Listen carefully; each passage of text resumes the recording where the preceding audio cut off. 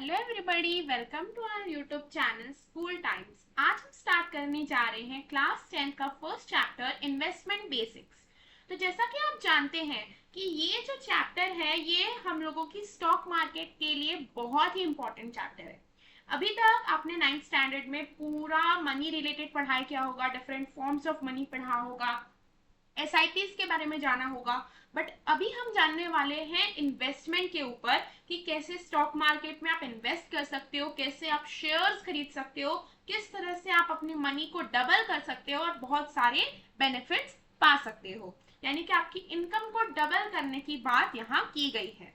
Savings के बारे में यहाँ ओवरऑल बताया गया है और उसका करेक्ट यूटिलाइजेशन करने का तरीका भी यहाँ कहीं ना कहीं दिखाया गया है। ये चैप्टर बहुत ही इंपॉर्टेंट है आपके रेस्ट ऑफ दी चैप्टर्स को बेस देने के लिए।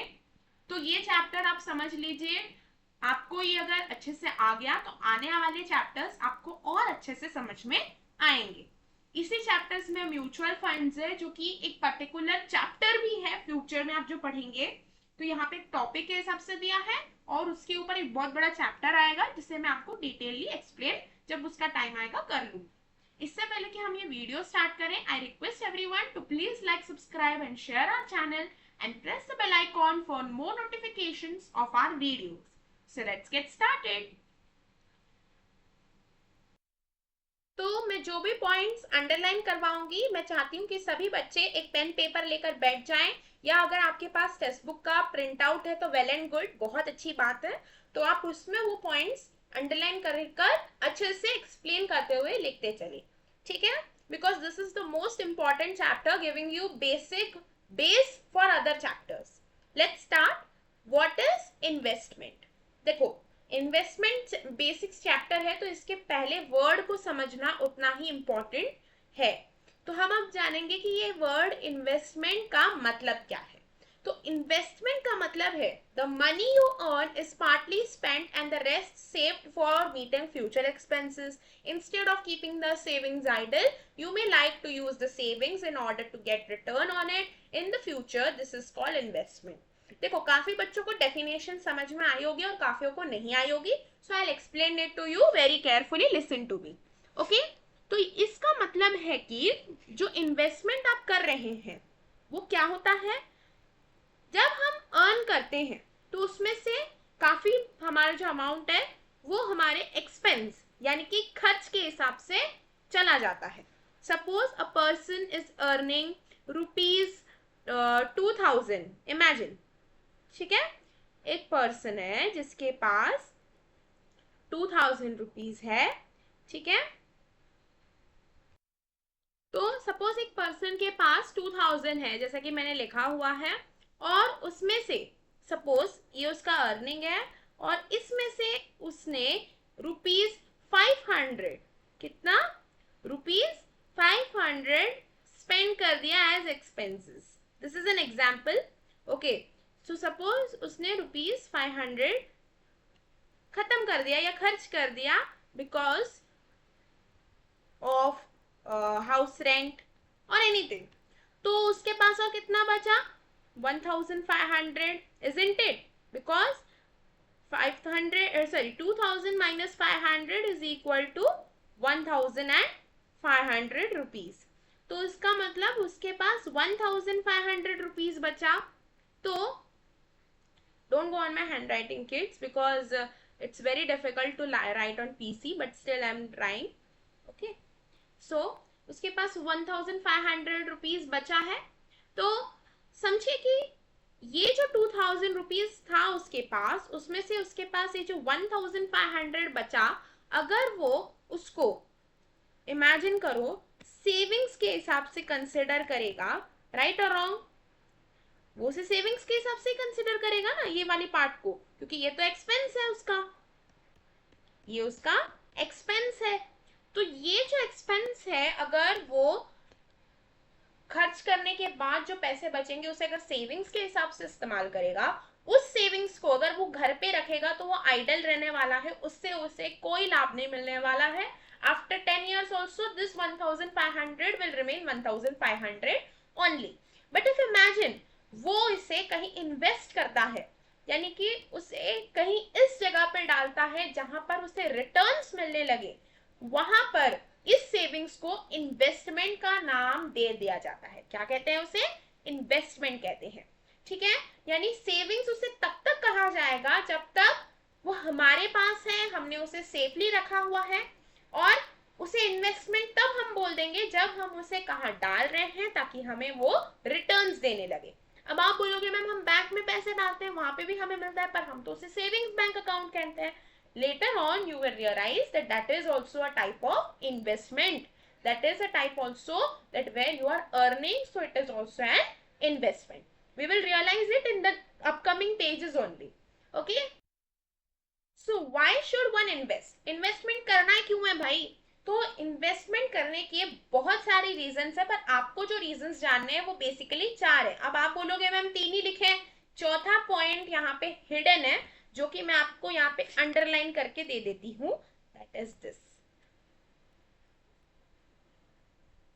ठीक है, this is the hidden point. तो कभी कभार 4 मार्कर में आता है question, so in that time you can use all the 4 points and write down your answer. Okay, because board exams में 4 मार्कर के क्वेश्चंस आते हैं। If you want to attempt them properly and get full marks, then you have to make sure that the book is thorough to you. Okay, now क्या क्या 4 reasons है? First, earn return on your idle resources. जैसा कि अभी मैंने बताया, idol मतलब रखा हुआ जो कि बाद में चेंज नहीं होगा। तो अगर आपको उसमें भी अगर कमाई करनी है तो हम लोग इन्वेस्टमेंट करते हैं। Second, generate a specified sum of money for a specific goal in future life. अभी सपोज मेरा एक गोल है कि फ्यूचर में मुझे कार खरीदना है। अगर मैं आज 1500 ही सेव करके रखूंगी, I can not meet my expectations at a particular time. But if I want to get a car within next 10 years, तो अगर मैं उसे इन्वेस्ट करूंगी कहीं पे तो मुझे रिटर्न्स मिलेंगे, जिसके हेल्प से मैं कार क्या पता 4 years, क्या पता 10 years में खरीद पाऊं। ठीक है, so I can say that the this kind of investment help us to generate a specified sum of money. Make a provision for an uncertain future. What does this mean? हमारे life में कब क्या होने वाला है we don't know. This is a helpful part which gives us extra money कि कहीं अगर कुछ हमारे साथ uncertain हो रहा है, कभी कुछ अच्छा नहीं हो रहा है, कहीं हमारा लॉस हो गया है, तो ये हमें स्टेबिलिटी देता है, हमारे लॉस को हमें प्रोटेक्ट करता है लॉस से। Another important reason क्यों इन्वेस्ट करना है, दैट इज इन्फ्लेशन। बच्चों को ये पॉइंट बिल्कुल समझ में नहीं आता, तो ध्यान से सुनेंगे। इन्फ्लेशन का मतलब होता है कॉस्ट ऑफ लिविंग का बढ़ना, जो कि यहाँ पे भी लिखा है, बट यहाँ पे एक्स्ट्रा क्या मैं बता रही हूँ वो ध्यान देंगे। इन्फ्लेशन तब कहा जाता है जब आपके डेली लाइफ के जो गुड्स हैं उसकी प्राइस बढ़ती चली जाए। आपको समझा नहीं होगा, मैं आपको एक इजी सा एग्जाम्पल देकर समझाती हूँ। Suppose for an example you have cupcakes. Okay, just imagine you have cupcakes. तो आपके पास suppose 10 cupcakes है। Now, if the person who is buying the, suppose you keep the price of each cupcake 10 rupees. कितने आपके पास cupcakes हैं? 10 cupcakes हैं। Each price 10 rupees, मतलब आपको कितना earn होना चाहिए? 100 rupees. But अगर आपको पता चलेगा कि जो डिमांड करने के लिए लोग आ रहे हैं वो 10 रुपीज है, नेक्स्ट ईयर उसका प्राइस बढ़ के आप क्या करोगे 20 रुपीज करोगे, बट सामने वाले के पास 30 रुपीज है। तो समझिए कि सपोज और एक एग्जांपल आपको इजीली बताती हूँ जो कि आपको हेल्प करेगा अंडरस्टैंड करने के लिए। अभी आपके पास जो पैसा है, सपोज इमेजिन करिए जो 100 रुपीज है, वो 100 रुपीज अभी आपको जो सामान खरीद कर दे सकता है, क्या वो आपको 10 इयर्स के बाद उतना ही सामान खरीद कर देगा? नहीं। For an example, your parents when they were young, आपके उनके टाइम पे वो 10 रुपीज में या 100 रुपीज में बहुत सारे आइटम्स खरीद सकते थे, क्या पता स्कूल की फीस भर सकते थे।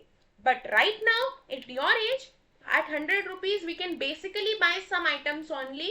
Even food items have now become costly, you know that, because we are going for hygienic food, variety of food, types of dishes.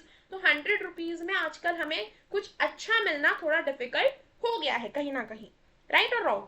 So the similar way inflation का मतलब ही है कि कॉस्ट ऑफ लिविंग का धीरे धीरे increase होना।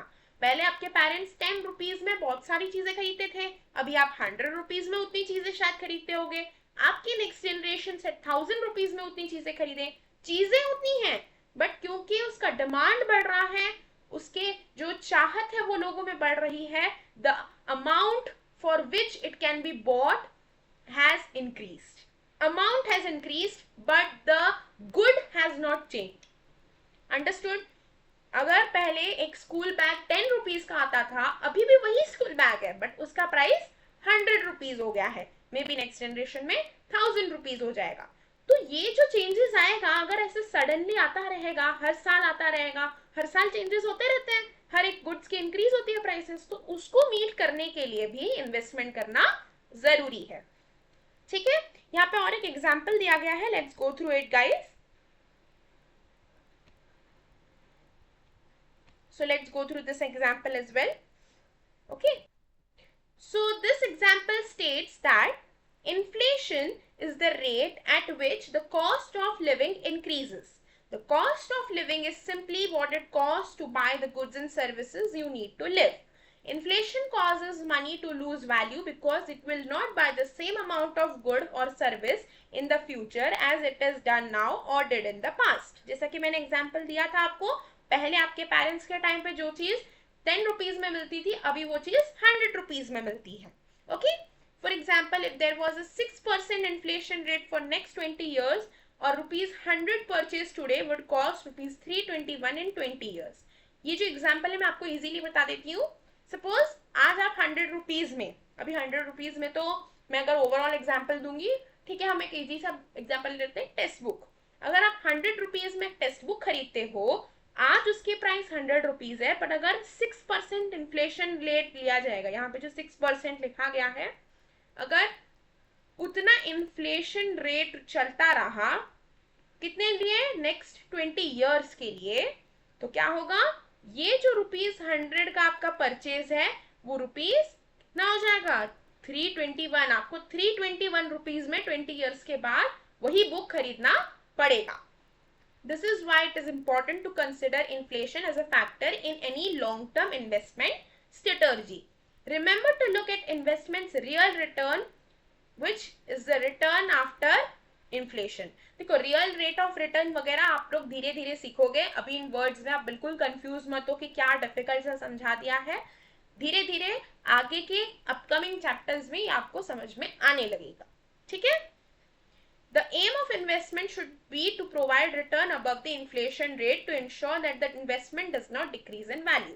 हाँ, अगर आप सोचो इन्फ्लेशन रेट जो हो रहा है, अगर सपोज आज आपने वो बुक 100 में खरीदी है, नेक्स्ट ईयर 20 years के बाद 321 रुपीज होने वाला है, अगर आपकी जो इन्वेस्टमेंट है वो आपको 321 रुपीज से ज्यादा नहीं देगा, अगर आपका जो बैंक सेविंग्स अकाउंट भी आप बोल रहे हो, अगर वो आपको 321 रुपीज से ज्यादा नहीं देगा, तो क्या आप वो बुक खरीद पाओगे, नहीं खरीद पाओगे. That is the reason that we all want that our investment should give more return than what is given to others, है ना, ताकि हम इन्फ्लेशन रेट को बीट कर पाए. तो यहाँ पे जैसे और एक बार वापस से ये एग्जांपल लिया गया है, if the annual inflation rate is 6%, then the investment will need to earn more than 6% to ensure it increases in the value. If the after tax return on your investment is less than the inflation rate, then your assets have actually decreased in value. That is, they won't buy as much as they did today or last year. ठीक है, understood? Now, when to start investing? ये दुनिया का सबसे important question है, और ये most probably आपके जो यूनिट टेस्ट होते हैं, हाफ ईयरली होते हैं, उसमें आने के चांसेस होता है. ठीक है, so when to start investing? The sooner one starts investing, the better. By investing early, you allow your investments more time to grow, whereby the concept of compounding increases your income by accumulating the principal and the interest or dividend on it year after year. The three golden rules for all investors are: invest early, invest regularly, invest for long term and not for short term.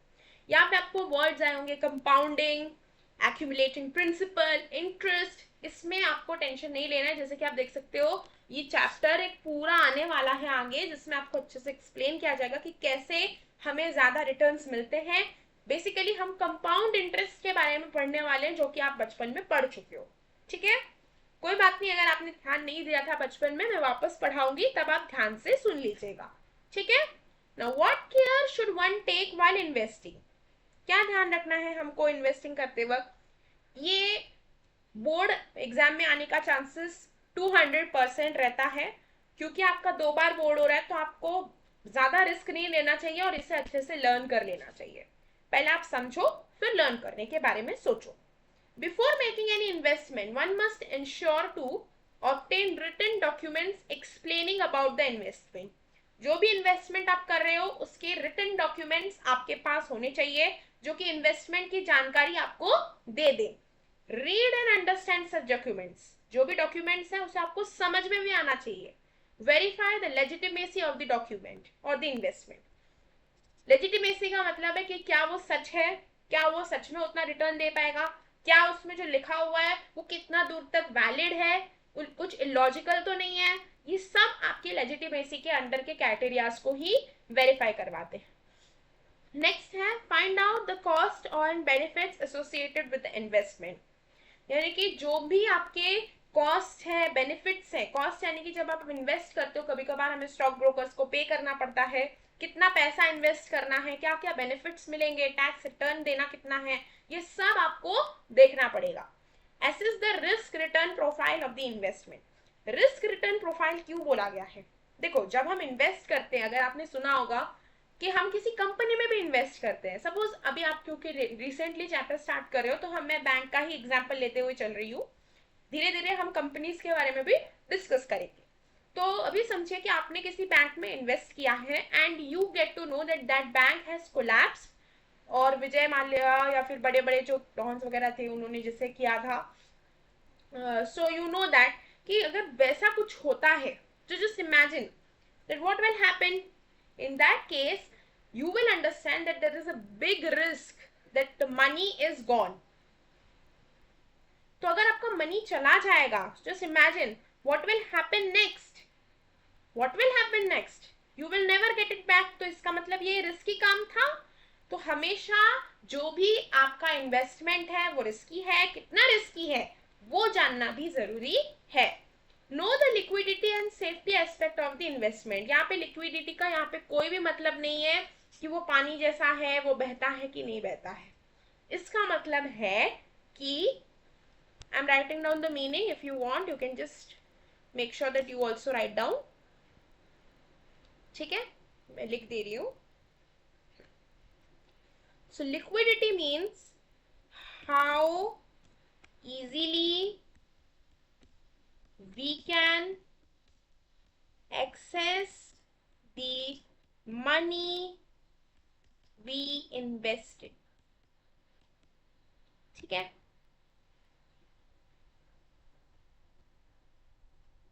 यहाँ पे मैंने ये रखा हुआ है इस तरह से इसके ऊपर। So this is the meaning of liquidity. How easily we can access the money we have invested.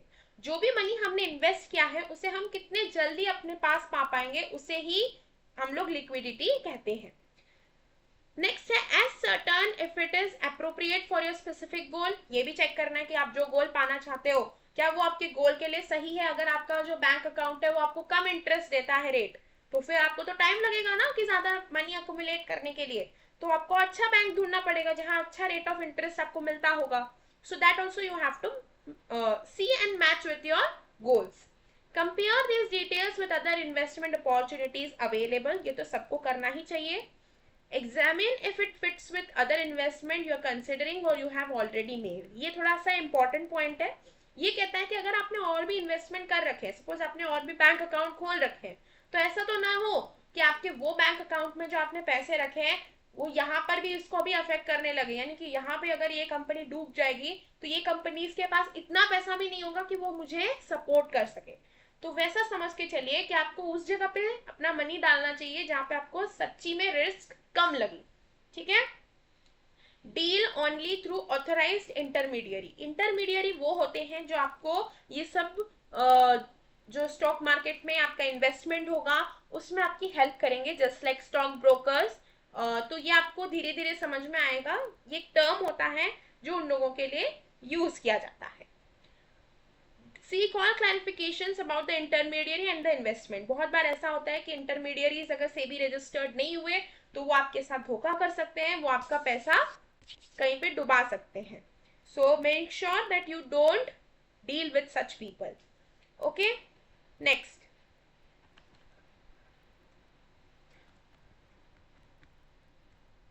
Explore the options available to you if something were to go wrong, and then if satisfied make all the investment. हाँ, ये तो check करना ही है, जैसे कि मैंने बताया. तो ये सारे जो स्टेप्स हैं, इन्हें 12 स्टेप्स ऑफ इन्वेस्टिंग कहा जाता है, और ये आपको लर्न करना पड़ेगा. स्लोली ग्रेजुअली आप 5 पॉइंट लर्न करो, 2-3 पॉइंट लर्न करो, and you will be able to learn. Okay, now let us start with the next topic, what is meant by interest. ठीक है, देखो interest, when we borrow money we are expected to pay for using it. This is known as interest. Interest is an amount charged to the borrower for the privilege of using the lender's money. Interest is usually calculated as a percentage of principal balance. The percentage rate may be fixed for lifetime of loan or it may be varying depending upon the terms of. तो यहाँ पे वो कह रहा है कि जो interested है, हमारा इंटरेस्ट जो होता है वो हम तब पे करते हैं जब हम किसी से मनी बोरो करते हैं. तो suppose you are borrowing money from someone, तो आप जितने दिन के लिए भी रखोगे तो उसके पास तो वो मनी नहीं होगा. तो क्योंकि आपने उसका मनी यूटिलाइज किया, उसके लिए आपको उसे कुछ देना पड़ेगा. तो कुछ में आप उसे कुछ एक्स्ट्रा अमाउंट देते हो, जिसे हम इंटरेस्ट कहते हैं.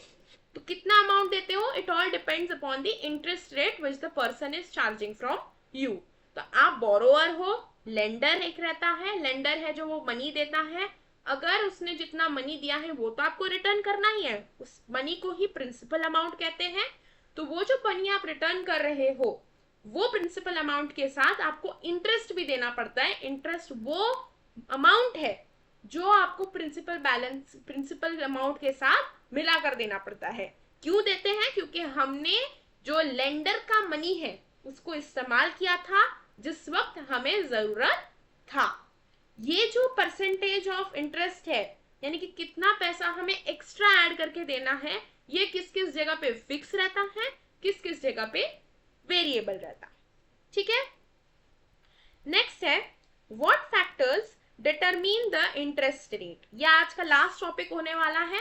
नेक्स्ट वीडियो से हम स्टार्ट करेंगे various options available for investment. यहाँ से आपको एक पूरा नया जर्नी स्टार्ट होगा इन्वेस्टमेंट के ऊपर. तो ध्यान देंगे आज का लास्ट टॉपिक पर. What factors determines the interest rate. When we talk of interest rates, there are different types of interest rate. Rate that banks offer to the depositors, rates that they lend to their borrowers, the rate at which government borrows in the bond, government securities market, rates offered to investors in small savings schemes like NSE, PPF, rates at which companies issue fixed deposits, etc. तो यहाँ पे वो कह रहे हैं कि कुछ factors पहले हम जाने. उससे पहले है कि इंटरेस्ट रेट कितने टाइप के होते हैं. बहुत सारे टाइप के होते हैं. एक इंटरेस्ट रेट होता है जो बैंक हमें देता है. क्यों, क्योंकि वो हमसे पैसा लेता है, हम वहां पे डिपॉजिट करते हैं, तो वो हमसे पैसा लेके अपने पास रखता है, तो इसीलिए वो हमें इंटरेस्ट रेट देता है, और इसीलिए तो हमारा पैसा डबल होता है या फिर इंक्रीज होता है. एक अमाउंट होता है जब हम किसी से लोन लेते हैं, जस्ट लाइक बैंक से लोन लेते हैं, तो हमें भी एक्स्ट्रा अमाउंट पे करना पड़ता है इंटरेस्ट के ऊपर, तो उस टाइम पे रेट ऑफ इंटरेस्ट अलग होता है. एक अमाउंट होता है जो गवर्नमेंट बोरो करता है बॉन्ड सिक्योरिटीज से. ये सिक्योरिटी मार्केट के बारे में हम धीरे धीरे आगे जानेंगे. पेशेंस रखिएगा, कंफ्यूज मत होइएगा.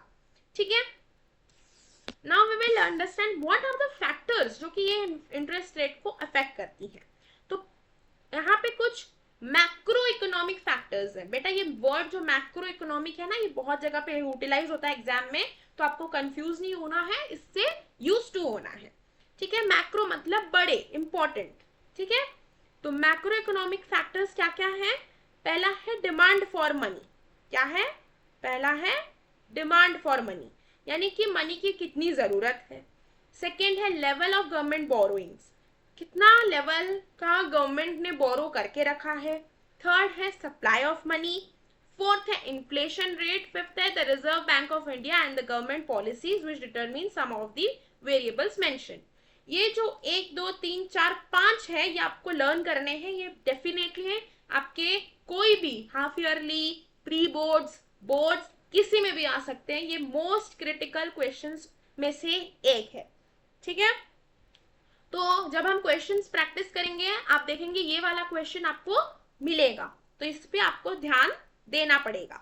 तो ये क्या आपको बताते हैं, डिमांड ऑफ मनी कितना, मतलब कितने लोगों को मनी चाहिए, सप्लाई ऑफ मनी कितना ज्यादा मनी हमें देना पड़ रहा है, कितना गवर्नमेंट ने बोरो करके रखा है, इन्फ्लेशन रेट कितना है, रिजर्व बैंक और गवर्नमेंट पॉलिसीज। रिजर्व बैंक तो आपको पता है the most important bank, the head of all the banks. So the Reserve Bank of India and the government policies, they all together determine the interest rates. I hope आज का lecture आपको समझ में आया होगा। जो भी आपके डाउट्स हैं आप कमेंट्स में डालिएगा, मैं ट्राई करूंगी उनको आंसर करूं नेक्स्ट वीडियो में with lots of more examples. Meet you in the next video. Till that, bye bye. Don't forget to like, subscribe and share our channel. Bye bye.